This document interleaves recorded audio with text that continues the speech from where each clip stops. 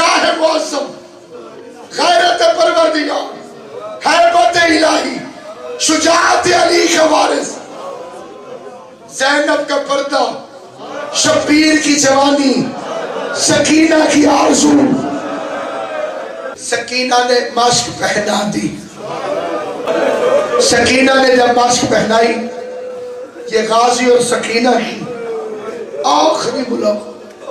عباس دریا پہ چلے گئے، وہ دریا سے واپس نہیں آئے، سکینہ شام چلی گئی۔ اتنا جلال تھا غازی کو، لیکن جب جنگ لڑنے گیا تو ایک ہاتھ میں علم تھا، دوسرے ہاتھ میں مشک سکینہ تھی۔ ایک ہاتھ میں علم تھا، دوسرے ہاتھ میں مشک سکینہ تھی۔ جب تک سمجھو گے نہیں یہ فکرہ پڑتا رہوں گا۔ عباس کے ایک ہاتھ میں علم تھا، دوسرے ہاتھ میں مشک سکینہ تھی۔ نہ ہاتھ میں تلوار تھی، نہ ہاتھ میں تیر کمان تھے، نہ ہاتھ میں برچھی تھی، نہ ہاتھ میں نیزہ تھا۔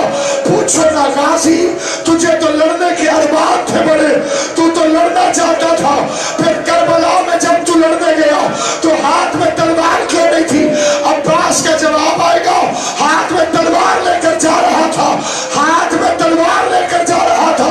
بڑے بڑے عزادار دور اور نزدیک سے مجلس اعزاء میں بیٹھے ہوئے ہو، تم خدا کے پسندیدہ ہو جو حسین غریب کے لیے مٹی میں بیٹھ کر پوری رات گزارنے کے لیے علی اکبر کی آزان کا انتظار کر رہے ہو۔ مجھے اکبر کی آزان کی قسم، عباس تلوار لے کے جا رہا تھا، حسین نے فکرہ کہا، غازی نے تلوار رکھ دی، بغیر تلوار کے گردن جھکا کے غازی میدان میں چلا گیا۔ آخر وہ کون سا فکرہ تھا جسے حسین سے سن کے عباس نے تلوار رکھ دی؟ حسین نے کہا عباس تلوار لے کے جا رہا ہے، لیکن یہ سوچ کے جانا شامیوں پہ